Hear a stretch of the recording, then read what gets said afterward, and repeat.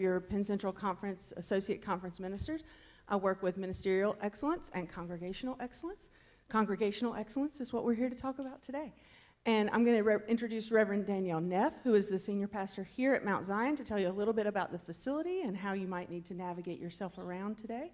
And then we'll get started with a devotion. I'm really glad you're here. It's good to see you all. Good morning, everyone. Good morning. Thanks for being here. Just wanted to share with you, in case you don't know where the restrooms are or how to get around, there's an accessible restroom right here, but anyone is welcome to use it. It's just in this little alcove. Or you can go up the steps, and there are men's and women's restrooms up the steps as well. In the back is coffee and tea things, so enjoy those. And then if you at all, the lunch and the afternoon are down in the fellowship hall. So if you would like some assistance to not walk down the steps, you can utilize our lift, which is in the back corner in the narthex. We just got a new lift. We had a lift there and got a replacement. So it's a smooth ride. But once you get down to the bottom, there's a walk up a ramp into our fellowship hall. So if you need assistance for that, please don't hesitate to either ask one of the people around you or anyone from Mount Zion. They're in the tech booth back there. They love to serve. So, and I'll be loitering around in case you have another question. Also, secret, there's chocolate in the office. The office is up the steps, but I'm going to tell you, in the afternoon, when I lock the office, I'm going to put the chocolate downstairs. I brought some chocolate for us. Oh, okay. Well, then I'll lock it away. You don't get any. So anyway, if there's anything we could do to make you more comfortable while you're here, don't hesitate to let us know, and we'll do everything we can. One question for you. The music you were playing, is that all in one CD? No, so we utilize a Spotify subscription or our iTunes, various compilations of music that we've gathered along the way. So, yeah. It's very nice music. Oh, thanks. Thank you. As we gather this morning to kind of put ourselves in the space of thinking about how to be the best body of Christ in the communities that we serve that we can be, I would invite us to hear the wisdom of the caterpillar. When I have this book of Earth and Sky, and it's just nature's readings from nature about spiritual living in the world. So this one is the wisdom of the caterpillar. And as I thought about what we're talking about today, this really came to my mind. We do not change by trying to be what we are not, but by being fully what we are. This is the secret. We do not change by looking at the future, but by living in the present. When I am fully and generously all that I can and want to be in the present moment, I begin to feel inwardly ready to pass on to the next moment. When I am all I can be right now, I spontaneously and obviously begin to be what God is calling me to be next. The fullness of the present leads up by itself into the newness of the future. Today flowers into tomorrow when it is fully today, not when it pretends to already be tomorrow. In impatient anticipation and undue haste. Thus, change takes place precisely by not worrying about it, by not trying forcibly to bring it about, by not imposing it, by not seeking it. Let me be fully what I am today, and I shall wake up to a new world tomorrow. Here's that caterpillar. We know that a caterpillar turns into a chrysalis and a chrysalis into a butterfly, which is a nature lesson of wonderful change. Now, the caterpillar does not turn into a butterfly by trying to be a butterfly. The caterpillar doesn't plan, it doesn't scheme, it doesn't endeavor. The caterpillar doesn't in any way contrive to be changed into a butterfly with beautiful, colorful wings and flying antennae. If it were to do that, as we would surely do if we were in its place, it would only ruin its chances and spoil its future.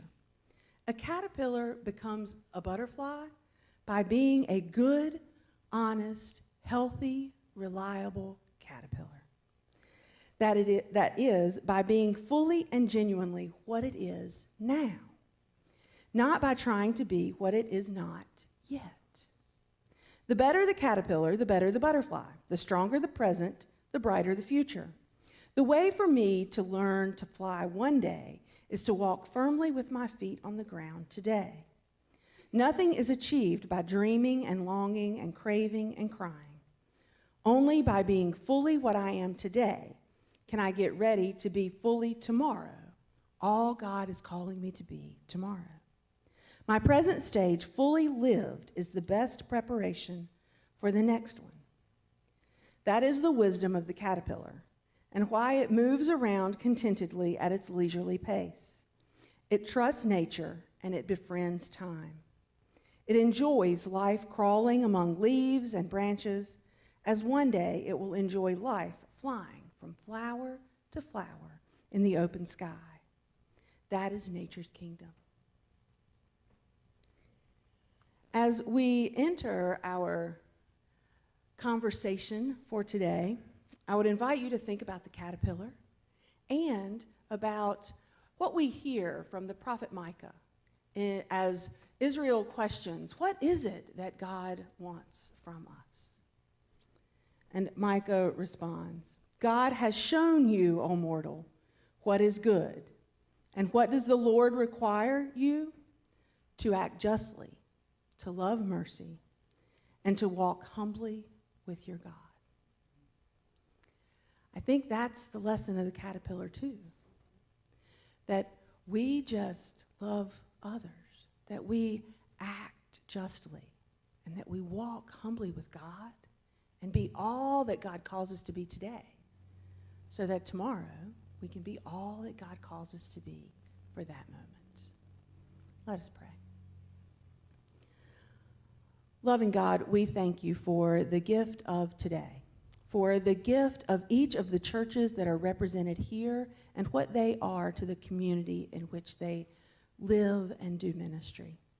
God, we ask a special blessing on all of those here, those that could not be with us, that you would speak to us as we walk with you so that we might be your church in this world. Help us in our decision making, help us in our planning, that we might be all that you call us to be for today, so that tomorrow we can fill that same bill. We thank you for the safe travel of all of those gathered in this space, and hope that as they come here to learn together today, that they might leave this afternoon and arrive to things well kept in their absence. In your Son's name we pray. Amen. I am really excited to introduce to you this morning the Reverend Dr. Kristina Lizardy-Hajbi. She's the director of our CARD office with the national staff, and that is the Center for Analytics, Research, and Data, right? Oh, yes. I love it when I get an acronym right. And if you've been in the UCC long, you know that we love acronyms. When I first started seeing Kristina's work, she was in faith formation, and then she went into numbers, and she lost me because I am not numbers. I just, like, math. That was for somebody else when I was in school.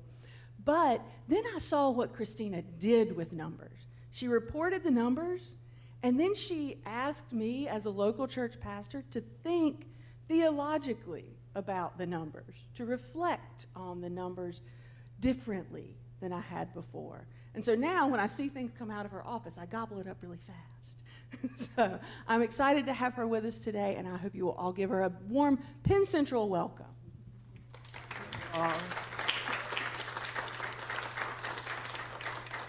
Good morning, everyone.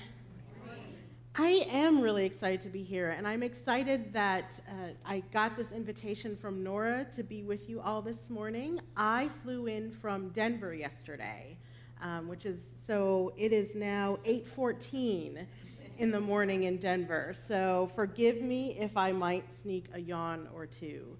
As Nora said, my name is Kristina Lizardy-Hajbi, and I serve as the director of the Center for Analytics, Research, and Data, which is a team within the United Church of Christ. For the last several years, we've been nested within local church ministries, and that has been very intentional. While we do research and data collection for the whole denomination, really our work and our ministry is situated toward the local church. And we do our research for the local church for ministry transformation. So that's a little bit about me. I've been in that role about 4 years now, and before that I worked in faith formation. I've been a UCC minister about 10 years, and I've served in a number of other roles prior to the national setting. I worked in higher education, doing multicultural student affairs. I've worked in youth and young adult ministries. I've worked as a chaplain at a hospital, and so brings some experience to this thing that we call ministry. So before I move forward and we start talking about what we're going to talk about, I really want to hear about you, and I'm hoping that you would be willing to introduce yourselves. We're a pretty small group, and so would love to hear your name, whether you are a pastor, lay leader, council president, and what's the name of your church. And because I don't know anything about the Penn Central Conference and what the name of your church means and where it might be located, if you could tell me maybe a little bit about the town or the city that your congregation is situated in, how many people are in your town, maybe how many people are in your local church, how many members do you have? So as briefly as possible, I know that's a lot of info, but if you could just give a short introduction to who you are and a little bit about your church and where it's situated here in Penn Central. So let's start with you, and if you could speak up. I think we've got the mic, if that would help folks. I probably don't need it. Okay, that's okay. We just want to make sure everyone can hear. My name is Karen Snyder. I am the church council president at St. Paul's United Church of Christ in Dallastown, which is a very small town but has a total of 9 churches. We have a membership of 220. We feel we are growing. We are reaching out. We are an O&A church for about 2 years now. So. And is that Chris, Pastor Chris? Yeah. I know him. Oh, yeah. Great. I'm Terry McGarry. I'm the treasurer and the youth, the Sunday school teacher in perpetuity at Chapel Hill United Church of Christ. It's in Camp Hill, PA, close to Holy Spirit Hospital. We're nearby Harrisburg, just across the river. Our church has maybe 125 members on the rolls. We've got about 30 people, 40 people coming.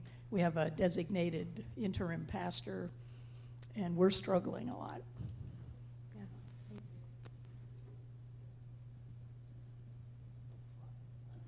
I hate to turn my back on anybody. Good.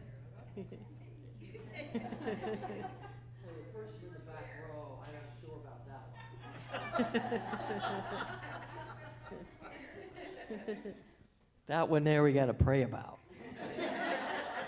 Anyways, hi, I'm Elaine Moyer, and I'm pastor at Faith United Church in Nicholasburg, and that's about up in Perry County, about 45 minutes north of Harrisburg, between State College and Harrisburg. Our little town has about 200 people. We worship about 85 and 95 a Sunday, and just love it there, and lots of hunting going on and all that kind of good stuff. So we're very, very, very, very, very rural.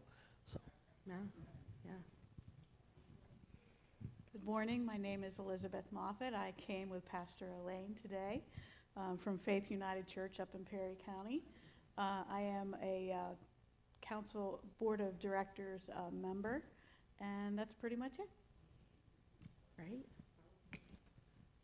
Hi, good morning. I'm Narda Druckenmiller. I am a licensed pastor in the UCC. I'm currently not serving any particular church. I do a lot of supply pastoring right now in the Waynesboro area. That is near Hagerstown, Maryland. We're only 12 miles from there. My husband Bruce is senior pastor at Trinity United Church of Christ in Waynesboro. We're getting ready to celebrate our 200th anniversary next year. It's exciting. So I'm just enjoying getting to know the new area since we've only been there about a year and a half.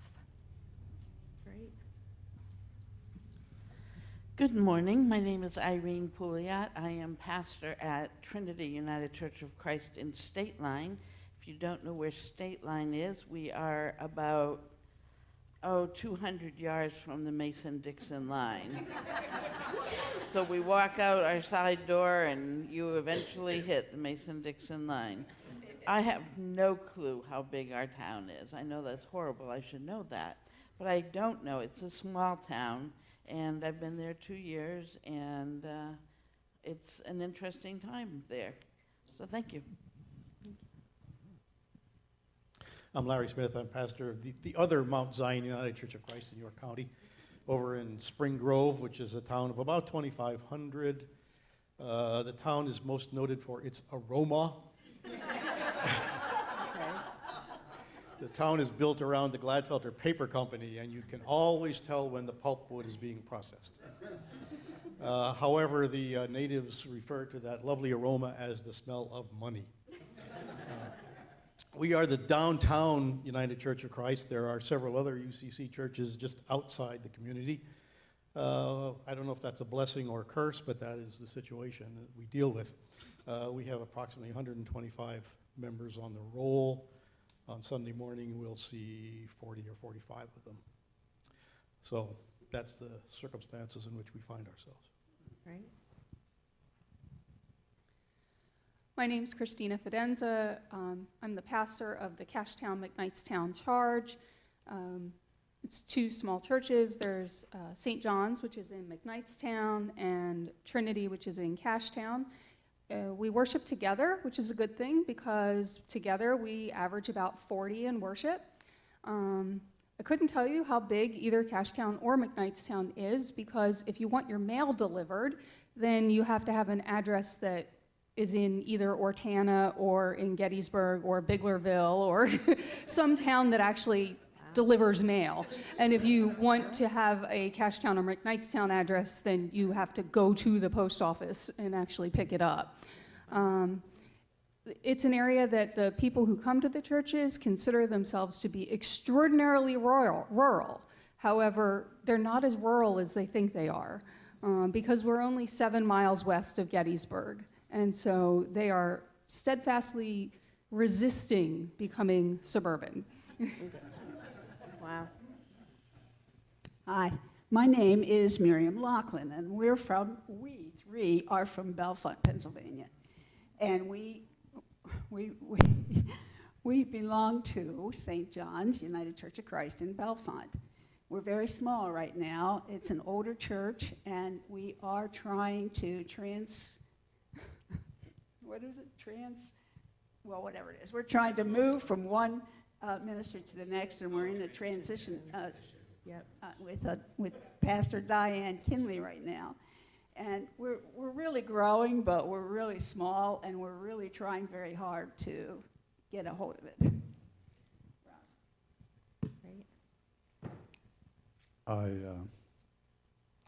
What she said is what I could have said, I guess. Except that one thing, and I hope we can talk about this, and I think it's more than just a local phenomenon. It has to do with age,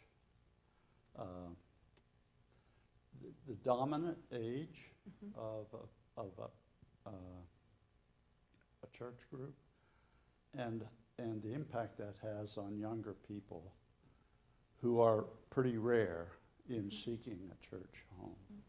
So I hope we talk about that. Yes, and we will. Yep. I'm Tony Daughter. I make up the triplets here. Some more facts about Bellefonte that I looked up quick. We're right beside State College, so we're kind of like a little sleepy town. Got 6,000 people in the 2016 census, or maybe the census a couple years before that. But we have an interim pastor right now. Our church is about 180 years old at this point. My name's Tony Daughter, I didn't say that already. We're probably like more like lay supporters, not necessarily lay leaders, but try to help keep things running. That's great. And way to pull up statistics. Yeah. That's great. Good morning. I don't need this really. I'm Pastor Tammy Gessner. I'm from Richfield United Church of Christ. Richfield is on the edge of Juniata County and Snyder County. And you could describe us as a Bible Belt area in the Appalachia. Okay. We just celebrated our 175th anniversary, and our church was the original church in our community when the town was first started. We have about a population of about 500 or so around us, and one of the unique characteristics of it, you have to drive either 20 to 25 miles to go get groceries. Because we only have a dollar store, which is the new thing in Richfield. We got a dollar store, so. But we're growing. We have an average attendance between 30 to 50 a week, and there's 80 in our roll. Great.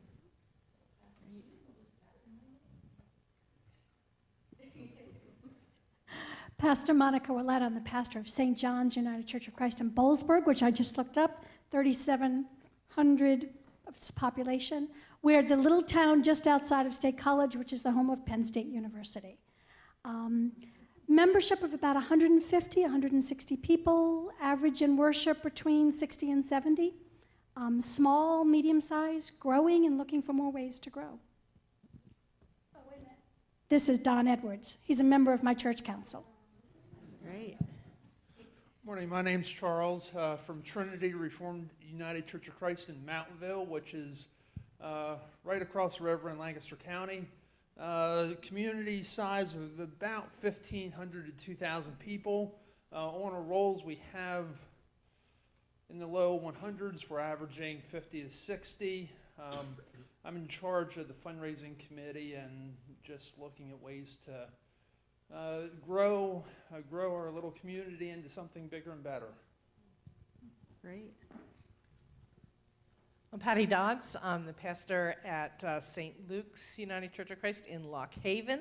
Lock Haven used to be, it is no longer, used to be the northernmost church in the Penn Central Conference. I left my house at 6:30 this morning. Wow. Yeah, you guys left early too. Right. Yeah.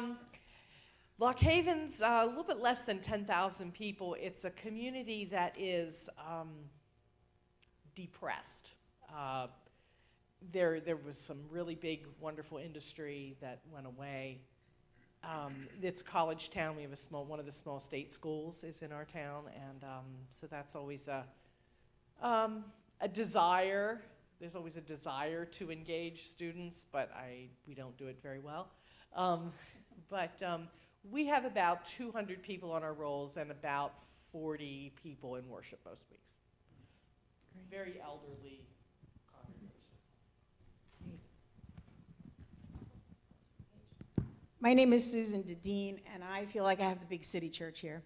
I'm from Heidelberg United Church of Christ, which is a downtown York church. And I'm really blessed to be there. I've been there since May.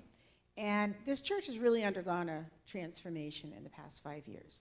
In the past 5 years, we've taken in over 100 members. Wow. Part of it is, I think, attributed to we are open and affirming, very welcoming to the LGBTQ community. We host a lot of external groups. In fact, I was up at 6:32. We had our breakfast this morning for the community, so we serve breakfast the last Saturday of every month. So I was up early too. But anyway. But it only took me 5 minutes to get here, so, you know, what can I say? Right. We are a big city church, and there's a lot of wonderful things happening, but there's also a lot of challenges. We're a really diverse congregation. There are the old school members, we just had our 150th anniversary, who are, most of the ones that have survived the changes over the past 5 years are pretty open to change, but there's still some pockets of resistance. I mean, there truly are. You don't think it's ideal, it's not. So it's diverse. We're getting more young families. We have an aging, I mean, we've got all kinds of people, and we get a lot of visitors. Because we're downtown, one of the advantages, our church faces Central Market, and downtown York is in a process of revitalization, and they do First Fridays in the month, which is a Friday night, and Central Market is a main place where people go. So we're able to open our front doors and put all our banners out and have people in the front welcoming people in. We have a beautiful sanctuary, and the organ's playing, and then in the back we do a coffee shop and live entertainment. So we get a lot of people in that way, and we can invite them. So there's a lot of good things, but it's also very challenging and always looking for ways to improve or vitalize our ministry. Great. Good morning. I thought I should say something since Elaine Moyer picked on me earlier.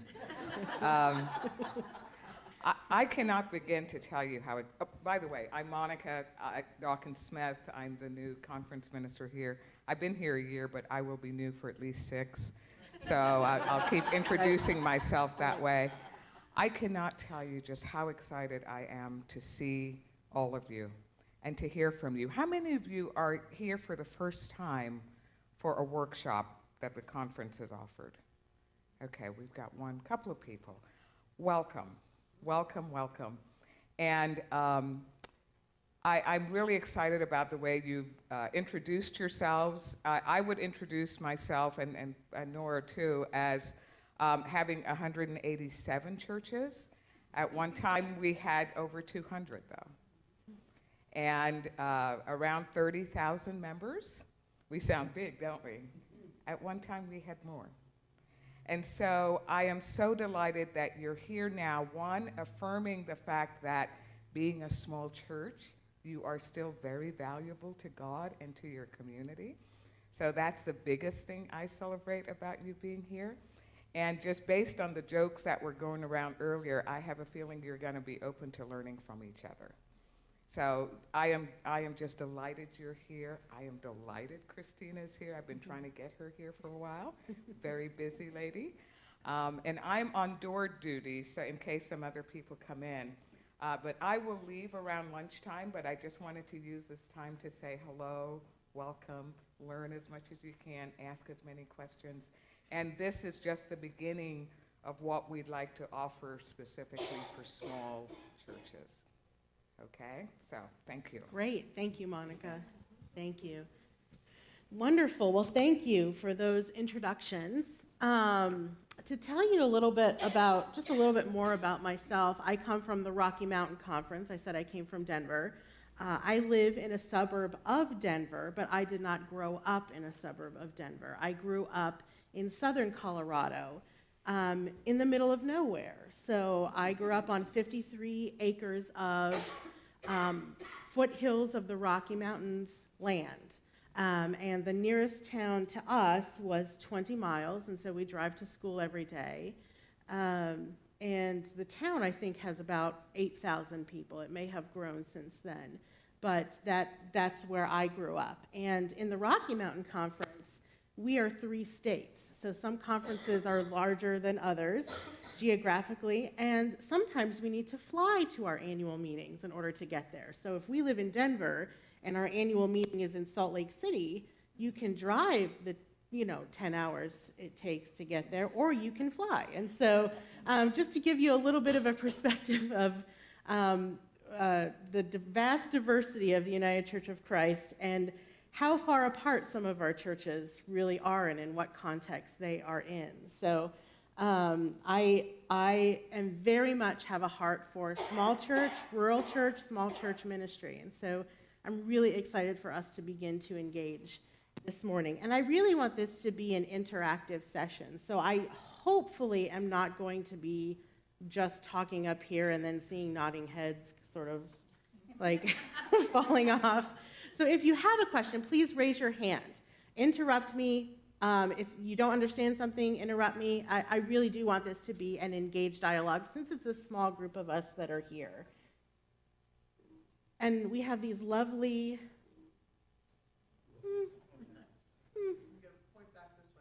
Oh.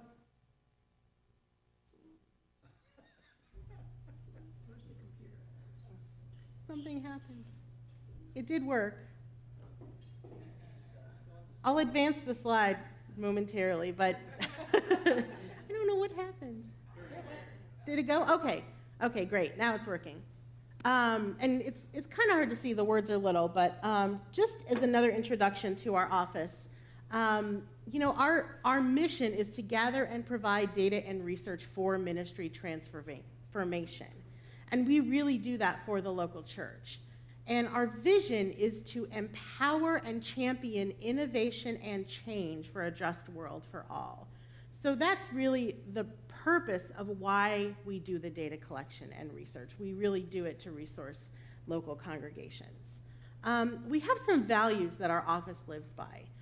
We try to practice those with our data collection and our research. And those values are inclusion, truth-telling, and empowerment. So I'll say just one thing about the truth-telling. I believe that data, as best as it can be, and research is about telling the truth. We want to be able to tell it plainly. And yes, you can lie with data and statistics, but that's not really our goal in the office. Our goal is to tell the truth and to bring and shed some light that may help be able to inform ministry. So that's really just a broad overview of where we're at. Have any of you heard about the yearbook or know what the yearbook data collection process is? Okay, so our office organizes the yearbook data collection process, and that's the annual time of the year where we collect statistics of all local churches in the United Church of Christ. And it's managed by each individual conference, depending on how they want to do it. But that's where we collect all of the statistics like average worship attendance, membership, who's your minister, what are the demographics of that minister, just a lot of different information. What community impact have you made in the last year? Do you do mission trips? What is your church school size? We collect lots of different statistics and financial statistics as well. And then we begin to analyze those and present those in a number of different ways throughout the year. So if you want to just peruse our resources, you are free to do so. Our website is www.ucc.org/research. And we've got a lot of different reports on that website, as well as some other resources. But that's not why I'm here to talk to you today. So some of the research that we've done and that we've participated in has involved the subject of congregational vitality. And a couple of years ago, we did some research around vitality just with UCC churches, and we published a report. And that report is called Congregational Vitality and Ministerial Excellence, Intersections and Possibilities for Change. And that report is on our website. But since that time, we've also gathered some other research around congregational vitality, and we've worked with other denominations on the subject of vitality, learning what vitality is for those denominations and congregations within them, and working particularly with the ELCA to develop metrics, how we measure or understand vitality. So that's really what we're going to talk about today as it relates to smaller congregations. Now, Nora's devotion was really fitting. I love nature, right? I grew up in the mountains. I love nature.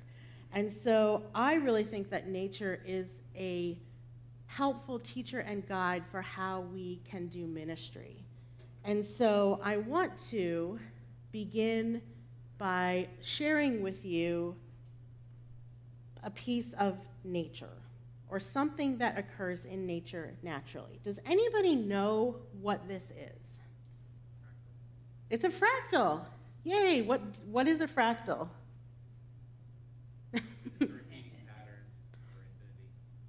Right, it's a repeating pattern, and it's a never-ending repeating pattern. And it starts very small. So at the smallest element, it is the same pattern as it is as its largest. And at its largest, it can go infinitely. At its smallest, it can go infinitely. It is a repeating pattern. Sometimes they're complex patterns, and they build upon themselves, but they are always similar across different scales. So they may be very large or very small, but at their core, they are the same. And this one is a computer-generated fractal. So they can be generated by computers, or they can occur in nature. So here's another one. Raindrops. At their smallest, they're the same as they are at their largest.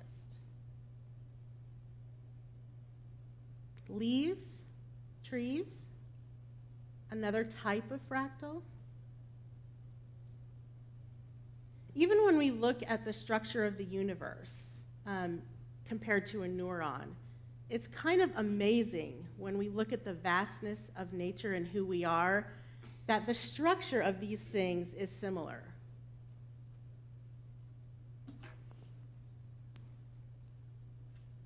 So I want to show you a particular kind of fractal, just so you get a broader understanding and really see a good visual of this. This is a particular fractal called the Mandelbrot set. And I don't know if any of you have heard of that, but it's named for its discoverer, Mandelbrot, a mathematician. And it's this particular shape of how a fractal is formed. And again, look at the self-similarity no matter what scale or level you're at. So I'm going to play this video and just take a moment to sort of reflect on how this fractal is being created and how it's being magnified.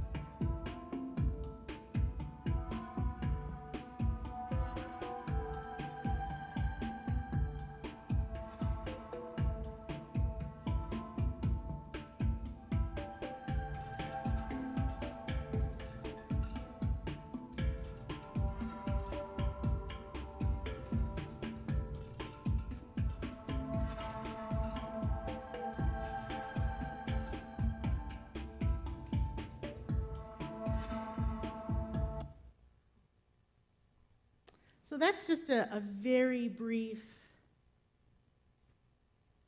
I don't know what happened. That's just a very brief sort of visual to give you sort of an understanding of fractals. So why am I telling you about fractals? So I have the opportunity to look at sort of the 30,000-foot level of all of our churches in the United Church of Christ. And I have all of that data, right? But when I go down to the very basic unit of the local church, it's the same. So large church, small church, churches are churches. And so what we learn from that is that the church at its smallest element is the same as the church at the largest element. And of course, there are lots of differences between churches, but church is church. And in many ways, small is all. Right? You need the smallest elements in order to have larger elements, and small builds on itself. And so really, what we do in the small things is what we do in the large things. So small is all. So when we think of church as a fractal, we have two different levels. And sort of we think about the micro level and the macro level. But small-scale patterns impact the whole system. Similar processes and principles are needed at any levels of any system. So each church has a consistory, right, or a council. Each church has a treasurer, no matter the size. Each church has a pastor, whether a lay pastor, licensed pastor, ordained minister, non-UCC pastor. They have a leader or a set of leaders. And so when we think about church, really, size doesn't matter in that regard. So Mother Teresa says, we can do no great things, only small things with great love. Matthew 17, for truly I tell you, if you have faith the size of a mustard seed, you will say to this mountain, move from here to there, and it will move, and nothing will be impossible for you. So when we think about Christianity as a whole, we think about the Catholic Church, the Orthodox Church, the Protestant Church, the mainline Protestant Church, and within that, the United Church of Christ, which is made up of evangelical and Reformed and Congregational and Christian.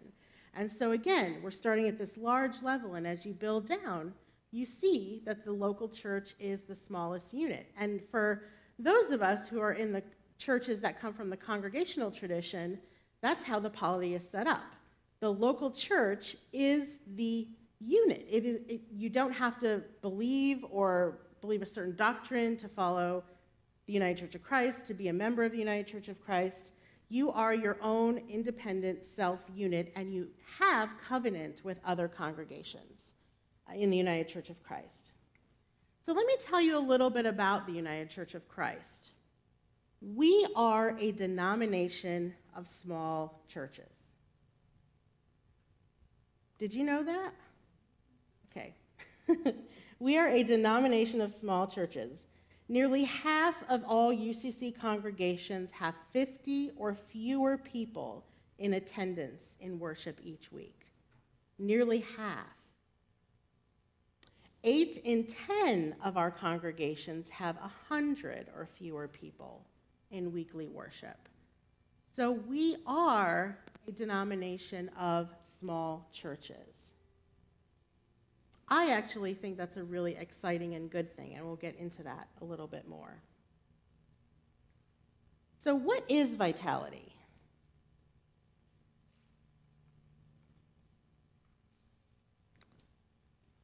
Before I tell you what it is, I'm going to tell you what it's not. I'm playing a trick on you, but I'm going to tell you what it's not. The first thing that vitality is not is that it's not about size. I hope you saw that coming because I've been talking about small and the importance of small. Vitality is not about size. So research that we've done in conjunction with the ELCA and other denominations shows that vital churches are not necessarily large churches. A church can be vital at any size. So 85% of our congregations in the United Church of Christ say that they are vital in at least one area of their church's life, whether it be worship, whether it be children's ministry, whether it be music, faith formation, service. 85% of UCC churches say that they are vital in at least one of those areas. And that's similar across the board for churches of all denominations. They say they are vital in at least one area. I think what our culture has taught us to believe is that the bigger the church, the better, right? That there's strength in numbers and size matters. You gotta have the biggest car, get supersized meals. Everything bigger is better. And that's not really true when it comes to actually looking at the research around vitality. Bigger is not always better, and size doesn't matter in this regard around vitality. The second thing that vitality is not related with is growth. Now, this one is a little bit more tricky when we talk about it, because from what I hear in visiting with congregations around the United Church of Christ, people equate vitality with growth. If we're not growing, then we're not vital.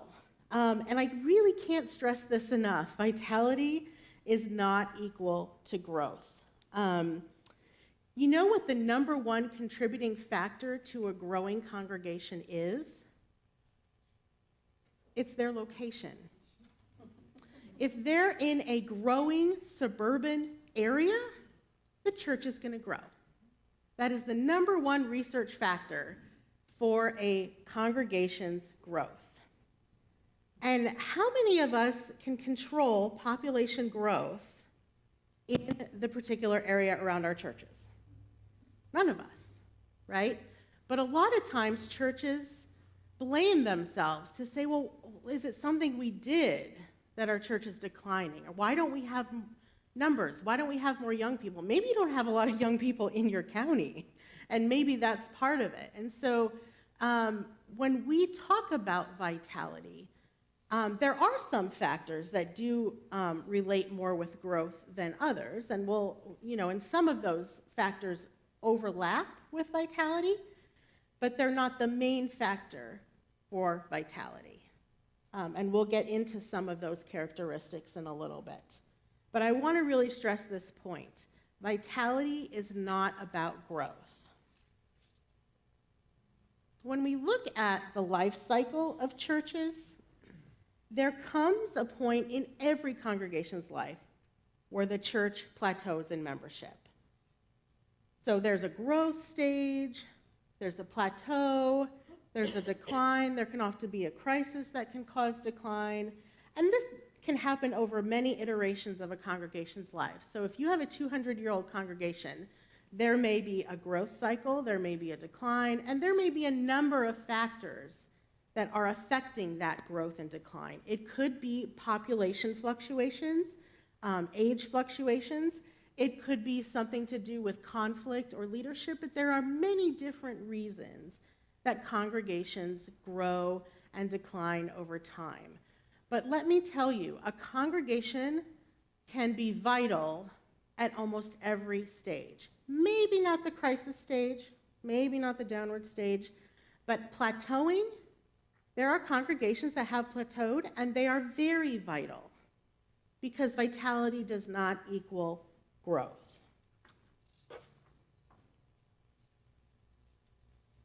So this is a quote. There's a retired minister in my conference, and one of his passions is industrialization and fighting sort of the proliferation of nuclear weapons. And this is his quote at the end of every email that he sends. This is his signature. He says, "Growth for the sake of growth is the ideology of the cancer cell." And so growth for the sake of what is really the key piece here. And again, we are taught in our culture that growth, we should always be growing. Unchecked growth, unlimited growth. We want our 401ks to go up. Of course we do. But we want everything to be growing. But that's not really how things work in nature, right?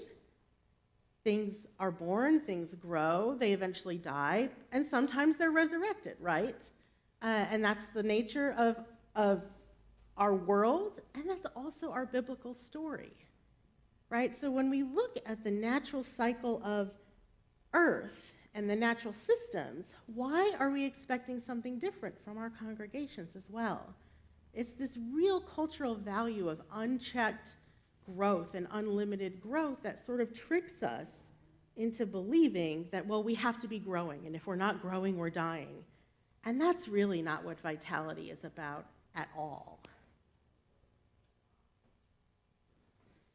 So I said that vitality does not equal growth, but I will say that research tells us that there is a relationship between vitality and growth, and that not all growth is bad.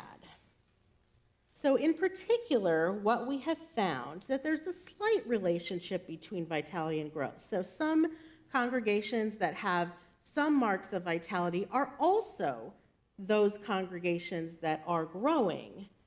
But this is a very weak relationship. It's not a strong relationship, which means that some congregations are not necessarily growing, but they are still exhibiting the same factors of vitality.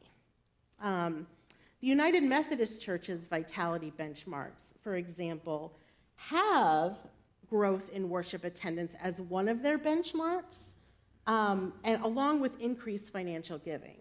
And so some tools that we see out there do have this sort of tracking of membership, worship attendance, and finances as part of the vitality, but it's not the overall vitality of a congregation that is measured in those three things. What we know is that researchers don't know what causes what.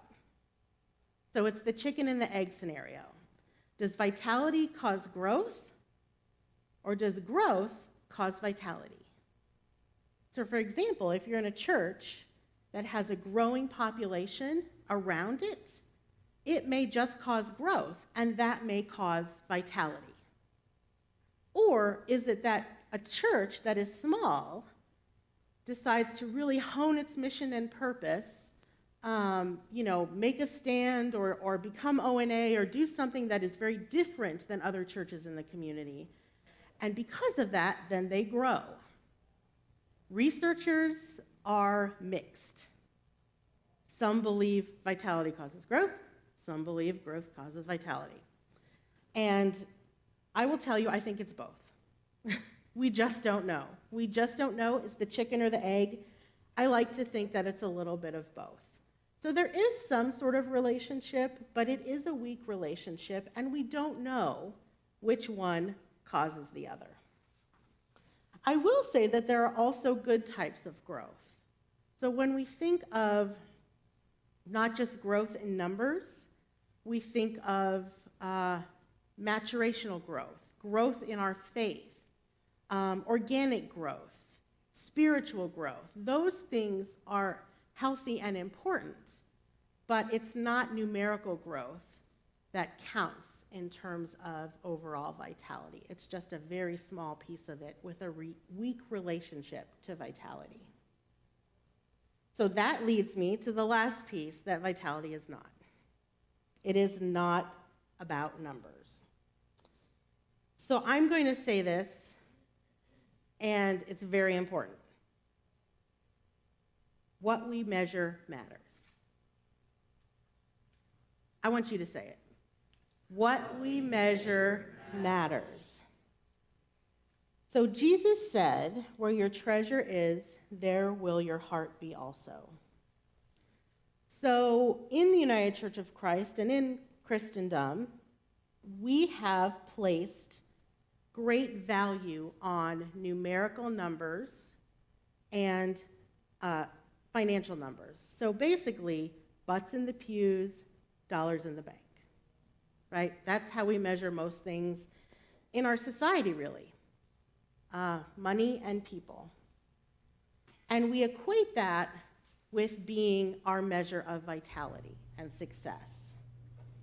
And let me tell you, as the director of the Center for Analytics, Research, and Data, who oversees the data collection every year where we ask for those very same numbers, I can tell you there's a great deal of irony in that.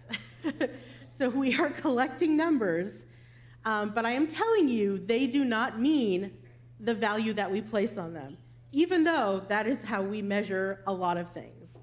So there is irony in that. There is definite irony in that, because numbers do tell us something. They don't tell us everything. That's really the bottom line. But again, we see in our culture that, oh, did I skip a slide? Oh, maybe not. But we see again in our culture that success equals numbers and people. That really is something that we've had ingrained in us. And I like to put this little slide up there. This is a logic model, and we'll talk more about that this afternoon. But I want to say what numbers and of people and dollars are. On this little graph, they are inputs. They are resources that we use for vitality. That's how we do the ministry of our church, is with dollars and people. They are not the end result. So we think of dollars and people as the end result. We're a successful church because we have a lot of people and a lot of money. But really, we're only the resources so that the ministry of the church can happen. The money is only a resource for the ministry of the church. It's not the end result. And so a lot of times churches confuse that, and they say, well, we're successful because we have people and dollars. You're not necessarily a vital church for that, just because of those two things. So it's not actually a good measure for vitality to only measure those two things. They are inputs for us to then carry out the ministry and become a vital church. So now, I told you what vitality is not. I want to share with you what vitality is. And Nora very appropriately even named one of the definitions of vitality, which I'll get to. But researchers in the ELCA, there's a congregational vitality researcher in the Evangelical Lutheran Church in America that we work very closely with. Her name is Linda Bobbitt. And she has done years of research with ELCA congregations, and we've replicated that research in the UCC as well to talk about what vitality is. What is vitality? What are factors for vitality? And she has created this definition that I think is a very good definition for how we look at and how we measure vitality. Vitality is the strength of connection with God, one another, and the world. Those are three distinct elements of ways that we live out vitality. Strength of connection with God, one another, and the world. And there are a number of markers that go along with that, and I'll share that in a little bit. Another definition that I think is really helpful is by Gil Rendell, who's a Methodist author and writer, and he talks a lot about measurement and vitality. And he says vitality is the potential of the congregation for accomplishing the real outcome of ministry, which is making disciples and changing the world. So vitality is not necessarily the end point. It's what you have. It's sort of it's a potential for actually doing ministry, making disciples and changing the world, because that's really the end point. That's really what a church should be about. Not necessarily are we more vital, are we growing, how many people do we have, how many dollars do we have. It's, are we living out the gospel? Are we making disciples and changing the world? Are we living our Christian call? Now, this definition of vitality is biblical, and this is the one that Nora shared with us this morning. And what does the Lord require of you but to do justice, to love kindness, and to walk humbly with your God? What I think is exciting about this definition is that the do justice is equal to connection with the world. The love kindness is we equate often with Linda Bobbitt's definition of connection with one another. And then the walk humbly is the connection with God. And so it actually works very nicely into the definition that Linda has developed. And it's very biblically based. This is our call. Do justice, love kindness, and walk humbly with God. Connect with God, one another, and the world. Here's another definition of vitality that I think is particularly poignant. Over the last year, the national setting of the UCC and the United Church Board worked on pulling together a overarching UCC purpose, vision, and mission statement. How many of you have seen these or have been aware of these? Okay, a couple folks. I think it's very interesting that this could also be a really good definition for what vitality is. The purpose of the UCC, to love God with all our heart, mind, soul, and strength, and our neighbor as ourselves. The vision, united in Christ's love, a just world for all. And the mission, united in spirit and inspired by God's grace, we welcome all, love all, and seek justice for all. So when we talk about vitality, these are some overarching themes: connection with God, one another, and the world. But we actually measure vitality based on different factors for vitality. So what are the factors that make a church vital and not vital? And we do talk about connection with God, one another, and the world. But then we actually have narrowed it down in our research to different factor scales. Now, this is where analysis and statistics get kind of complicated, and it's hard to really explain in layman's terms how we get to these factors, but I will say that these are the 12 factors that we found are most conducive for our congregation's vitality. So these 12 factors are the most common factors for strong connection with God, strong connection with one another, and strong connection with the world. And so I'll go through each one of these fairly quickly because we're going to focus on a few of them. But before we get there, any questions? Just want to pause. I've gone through a little bit. Yes? Do we get a handout with all the 12 of these somewhere? You do not. But I can give you the PowerPoint. You can have this presentation. I have a link for this presentation, and I can send it to Nora, and Nora can send it to all of you. So you don't have to furiously copy all of this. You can... Yes. I should have said that at the beginning. I apologize. Yes, you can do that too. I should have said that at the beginning. Any other questions before we move forward? Okay. Oh. Are you going to, at some point today, talk about how to help change that mentality of thinking? Well, that's a good question. Yes. What you described there is what vitality is not. Right. Is exactly the tensions and things that we deal with within our congregation. Right. So what I've seen be helpful, because I've shared this with several associations and conferences, is that folks who have seen this then actually take that back to their church.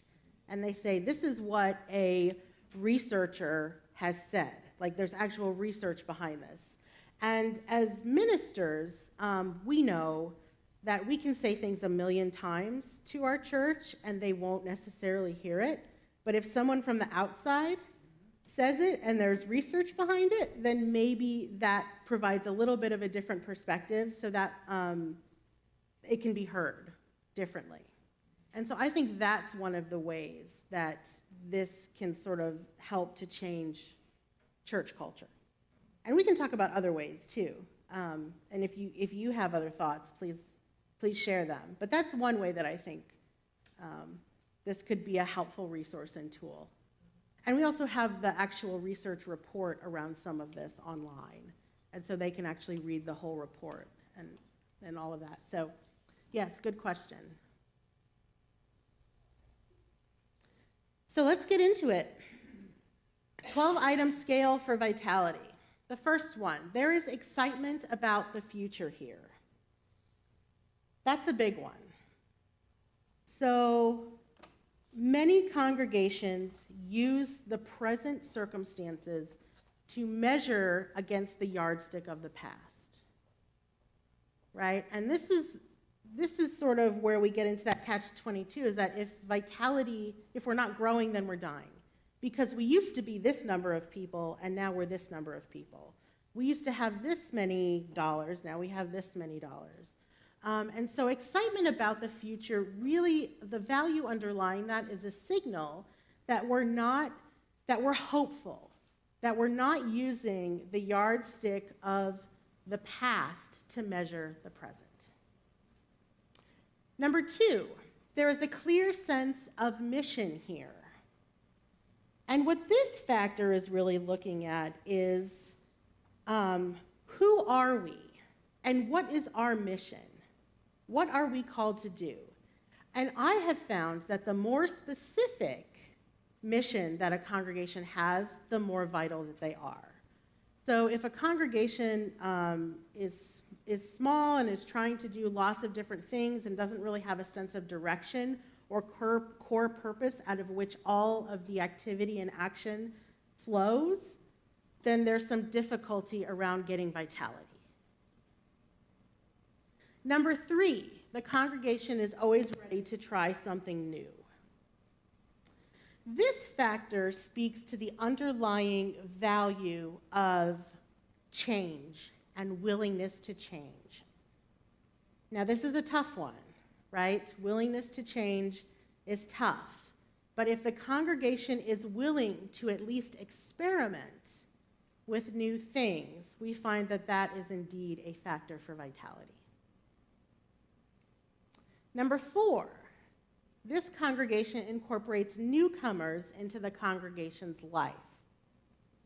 And this one speaks to not just the welcome that a congregation has, but really how well are you then able to retain folks who come and to really give them a place within your congregation. So one of the things that we have found in our research is, and we've done surveys with congregations and lots of congregations across the UCC, when a congregation says that we are like a close-knit family, that is a negative predictor for vitality.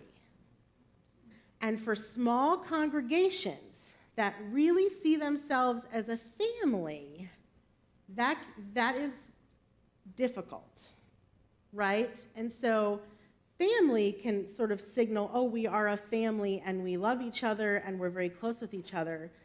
But family also means insular, right? And it's very hard for other people to penetrate that barrier regarding family. So we have found that when congregations say they're like a family, it's a negative predictor for vitality in that regard. It doesn't always have to be that way, but that's usually the case for a lot of smaller congregations. And when there are smaller congregations that are really only like 2 or 3 families, that's really tough, right? And so recognizing that is really important. So that underlying value there is really about how do we invite and include people who want to become a part of this? Are we able to do that, or are we not able to do that if we're too insular as a family? Number 5, this place seeks out and uses the gifts of members of all ages. This one is really important, especially for churches that have mostly older members. And I hear this a lot from small churches. You know, we have a lot of older members, we're aging, we don't have a lot of children, we don't have a vibrant children's ministry anymore. But when I go to those churches and I see like a kid there or a family there, I say, well, you do have someone. Like, you have someone. How are you really lifting them up and utilizing their gifts? How do you really lift up the gifts of children and youth in your congregation? Are they there just to be a part of the children's programming? Or are you exploring how they might actually contribute to the overall life of the congregation? And this also goes to the very old. I had someone say to me, you know, our congregation really is dying. And the minister sees her ministry as a ministry of sort of hospice care in a way, to really care for these folks at the end of their life. But I don't think God's done with them yet. in some ways. And so how do you really use the gifts of people of all ages? How do you really do that in an intentional way? And we have found that congregations that do that in an intentional way are congregations that are more conducive to vitality and have vitality. Number 6, this place helps to build strong, healthy relationships among members. This one is really key. I think sometimes, even in small congregations, folks may not know one another. And so, how do you really help build strong, healthy relationships between church members that where folks really do know each other? And if they're able to really know each other, then they're really able to use those same skills to get to know others. And using that in an intentional way. And that really goes with number 7. This place manages disagreements in a healthy, respectful manner. This one is a no-brainer, but we know that conflict is not great for vitality, right? And it's not so much that conflict is bad for vitality, it's how that conflict is managed. So every congregation, every group of people, if you have 2 people in a room, you're going to have a disagreement. You know, everything's not going to be the same. And so really it's upon the congregation's ability to deal with the conflict in a healthy way that really signals their vitality. And this actually links to people seeking out and using the gifts of members of all ages. You know people's strengths, you know where there might be disagreements, and you're able to manage those disagreements in a healthy manner. Number 8, this congregation equips members to share their faith with others. Now, sometimes we don't like to talk about the E word, which is evangelism, because a lot of us don't want to go out on this. When we think of evangelism, what do we think of? People proselytizing on the streets. Right. And so there can be negative connotations for that. But evangelism can also mean building relationships. How are you actually equipping folks in your congregation to be able to share their faith with others? Not in the forceful way, but to say, I have this really great church, and this is how it's really been meaningful in my life, and my relationship with God has been really meaningful. I just want to share that with you and invite you into this, invite you to church. And so there are ways that I think those of us in mainline Protestant evangelical circles or Protestant circles have not been as intentional about helping folks really figure out how to share their faith in a good way. Number 9, this place interacts with the local community. Again, this is a no-brainer. And I loved, I don't remember your name, but what you had lifted up regarding our church has really become a community place. We host, this, and this. Like, we're right downtown, and so we open our doors for First Fridays, and people come in. And so it's not so much that your location will always be able to impact it that way, but if community groups are meeting in your local church, or there is some community activity, that connection with the local community is really crucial. And later, I'll actually share a story about how that was done really strategically in a pretty rural congregation in the Penn West Conference. Number 10, this place deepens people's relationship with God. I hope this is a no-brainer. But if people aren't engaging spiritually and their faith isn't being deepened, then it's not vital. And this goes back to the definition by Linda Bobbitt of our strength of our connection with God. And there are many different ways to do that, right? Through worship, through service, through faith formation, discipleship. But being really intentional about that is something that is conducive to vitality. Number 11, this congregation is a positive force in the community. And there are 2 different underlying factors for this being a positive force. It's one thing to just be a building in a community. It's another thing to actually be a positive force in the community. You can just host things, or you can actually be a contributor and have partnerships with local community groups, councils, that sort of thing, to really engage. The two underlying factors are around working for social justice and advocacy and addressing social concerns. So this is sort of the two sides of what it looks like to serve, the charity side and the justice side. And we found that congregations that are most conducive to vitality have both charity activity and justice activity. So it's not just charity, not just justice, but a combination of both of those things working together. And then number 12, this place helps members live out their faith in daily life. This one really hits on several others that we've talked about: deepening relationship with God, equipping members to share their faith with others.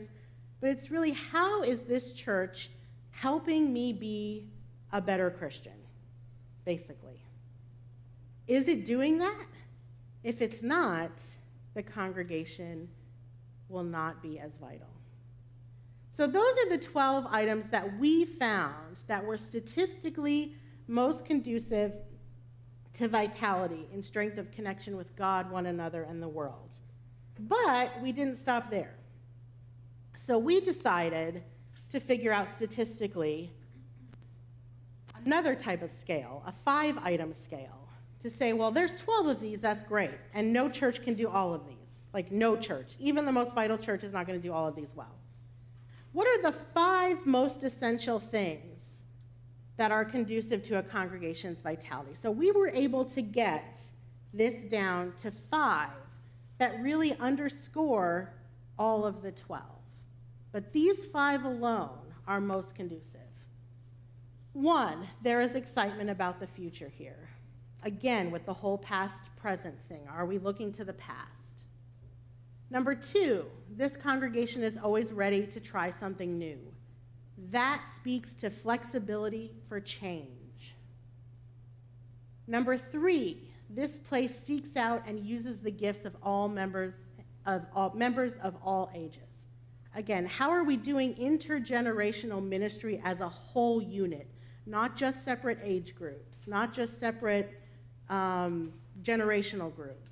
How are we doing this ministry together and lifting people up and using their gifts as a result? Number 4, this congregation is a positive force in the community. Again, that speaks to, are we really actively engaging with the community around us through social justice, through charity, and through partnership? And number 5, this place helps members live out their faith in daily life. Is their faith deepening, and are they better Christians, or at least trying to be better? You may not be better, but at least the church is helping you become deepened in your faith and your understanding of God and how you live that out in your daily life. So undergirding all of this is the foundation of clear mission and purpose. I think the number one thing that churches really struggle with is, who are we? And so I see a lot of churches say or articulate more rather than who they are, but who they are not. Say, well, we don't have a lot of young people. You know, we're not a younger congregation. We don't have as many folks.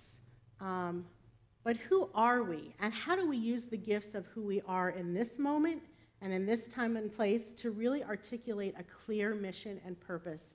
And what is God calling us to be and do as we are?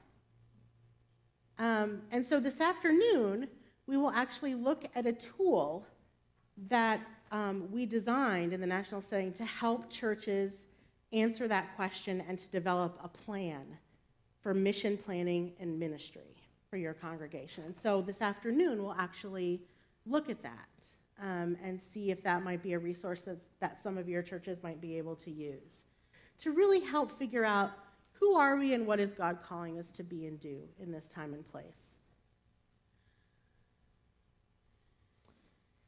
So, I've talked enough, and I want you to reflect on these questions around all of the factors that we've just talked about. In what areas might your congregation be thriving? In what areas might you be challenged? Where is there potential to place more energy and intention? If one of the factors sort of jumped out to you and said, yeah, we need to really focus on this. Are there areas in which you are challenged? Which ones can you actually set aside in order to focus on nurturing other areas?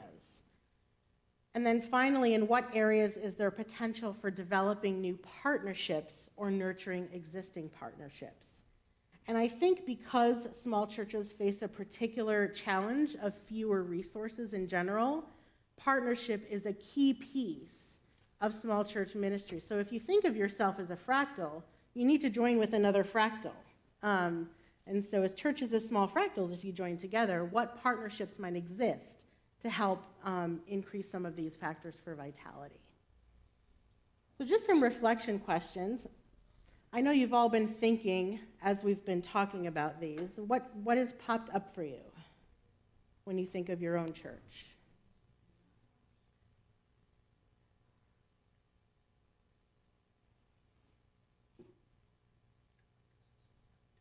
Yes. One of the biggest blessings of St. John's in my 8 years there is they are willing to try new things. Not everything is very successful. We've had some failures, but they are always willing at least to try something I've suggested. That's awesome. That's a big positive. That's awesome. It is. And I think that's something to build on. Yes. Yes. That's awesome. My church says they're ready to try anything, but when you go to do it, we have backlash. Right. So we're not really willing to try anything. Right. That's a difference. That's, right. And that's something to be worked with. Yeah. Right. Yep. Definitely. Definitely. Yep. Yes. I've only been at my church for 6 months, and the interim who was there before me did a fabulous job. And one of the things she said to me, I knew her throughout this time too, is she said desperation is an awesome gift. Because Heidelberg was at the point where they were down to like 20 people in worship on Sunday. It's a huge sanctuary. And they thought they were going to have to close their doors. And so they didn't. And so when Amy got there, it was basically, you know, we're dying and we're going to die. And people could see that. And so because of that, you know, it was kind of like an all or nothing. And they really did a lot of radical things. They took a bunch of their pews out. They reconfigured the sanctuary, became open and affirming, and began to really make a lot of these changes. But I'll never forget her saying that desperation is an awesome gift, and you need to name the desperation. Yeah. Yeah. And I think the church I had been at prior to going to Heidelberg was a very comfortable church. It wasn't, I mean, it was a small church. We had like 100 in worship on Sunday. But they had an endowment, they had plenty of money, they had a beautiful building, and they were comfortable. And it was much harder to get that congregation to envision moving ahead than it is in Heidelberg. Like at Heidelberg now, basically, they'll pretty much try, which is wonderful. Right. In fact, they almost want to try too much sometimes. But, Right. Right. But we, you know, so it's exciting. It's exciting to be here. But I think you can be too comfortable, and sometimes that can be a problem. Right, and that's why dollars in the bank and butts. I mean, you know, you may have a lot of money, but you may not be vital at all. And so that's really a great example of that. And I think, you know, underlying all of these changes that you've made was really a paradigm shift. And really, that's what these items for vitality are about. They're not so much technical fixes. The technical fixes are a result of the paradigm changes. So they had this like come to Jesus moment where they were like, we're dying or we're going to, you know, and so they sort of said, okay, we're willing to experiment. And then they made the technical changes that are needed. Right. And so it's this underlying value that they decided to shift that really caused that. And so a lot of churches think, well, if we, you know, create a coffee bar or we move our pews or we do these technical things without the underlying value underneath them, that automatically our church is going to grow or be more vital. And that's really not the case. These are underlying value changes that really help to shift, and then the technical changes come as a result of those. And that's a great example of that. Yeah. Yep. I think our church we have reached out and done a lot of different things and tried a lot of new programs, tried a lot of new issues. But you always had that small percentage of people in your church that go kicking and screaming into the next generation. And it's so difficult to find a way to pull them all together. Yeah. Yep. And I think what's what's underlying the number 3, the place seeks out and uses the gifts of members of all ages. I think it's hard sometimes for older members or members older in age or also just have been there a really long time to really take that as a value and say, how can, we're not just us anymore, we're us. And how do we really move forward? I was not born in the town that I am now living in. Mm-hmm. I moved in 1989, and there are still people in my church who consider me New. Right. Right. Absolutely. Absolutely. Absolutely. Yep. And that's really, the underlying value shift that's tough. That's tough. So I want to move forward quickly just to really share some of the gifts of small churches that I think can sort of help frame some of these value shifts. Because I think that might be helpful. And when I've given this presentation before, people have really challenged me to say, well, these aren't gifts that all small churches have. And they're not. They're not. But these are things that I think small churches can do really well because of size. And so they're hoped for gifts that small churches can have. And one of those is nimbleness and agility. And really, theoretically, if you have smaller numbers of people, it should be easier to make decisions more quickly and to be more agile. Now, I realize that in small churches, that is always not the case. And if Irma doesn't agree with it, it's not going to happen.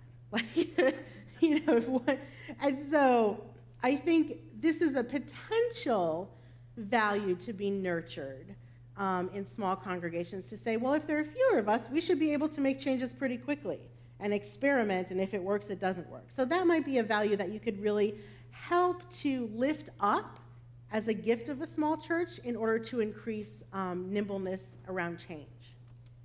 May I ask a question? Yes. How do we stop the gossip and the calling on the phone? Yeah, I don't know. So it's hard, right? It's hard. I think being as transparent as possible and getting people face to face as much as possible is really the way to do that. But obviously not easy to deal with. Right. It's the older ones who can't do anything anymore. Right. Who are the ones that are calling, and then they're fighting change that way. Right, exactly. And I think, again, it's tough, right? Those value shifts are tough. And again, bringing in someone who's not the pastor helps sometimes. Yeah.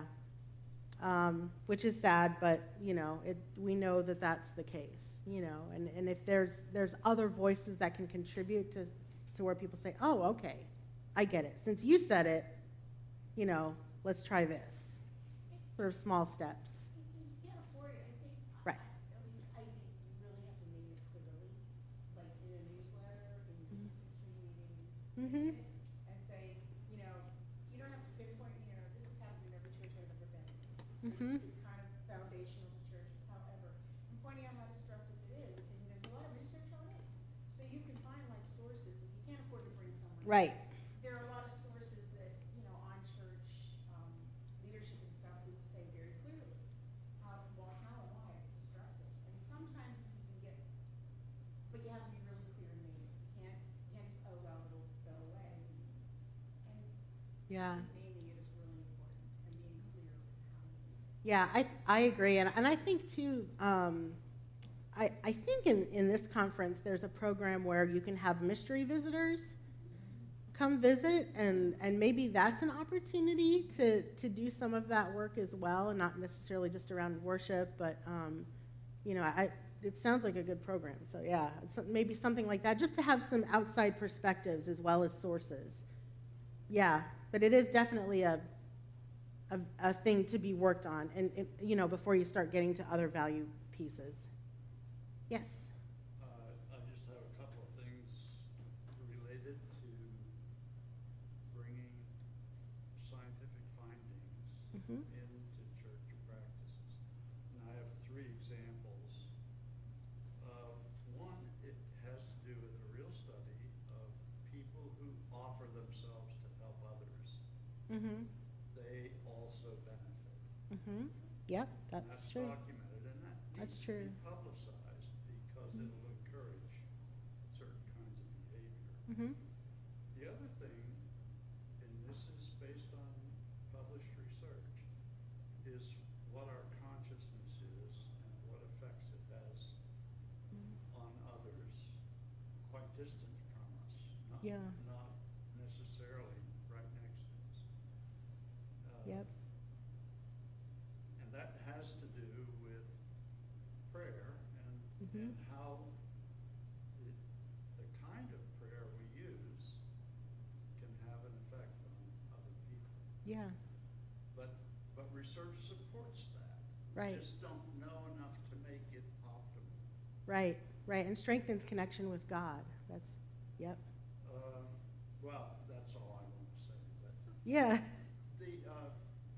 But we don't talk about research in those churches. In our church, we don't. We say, well, we have to confine ourselves to the Scripture. And if we have a scientific finding that could be supportive, we can't preach about it. Right. We can't publicize it. Right. Well, yeah, and that, you know, that's really unfortunate because that's my vocation. Because, you know, and I think some churches do really well with sort of taking outside sources and research and applying it to the theological context and use Scripture as a basis for that as well. And other churches, I think, do really struggle with that. And you know, from my perspective, I think the best of research is to tell a story. And, you know, at the end of the day, I'm just a storyteller and trying to tell the truth. And isn't that what pastors are? Storytellers. They illuminate the stories of Scripture and the narrative of our Christian faith. And so I think that's really, there's just different angles to it, but it's the same sort of call. And so if there's, you know, if there are ways that you know, that we can help your congregation to do that, I think that could be really helpful. So we could talk later about that too. Yeah. So nimbleness and agility. Adaptability. So you can have the skill of wanting to change, but then you actually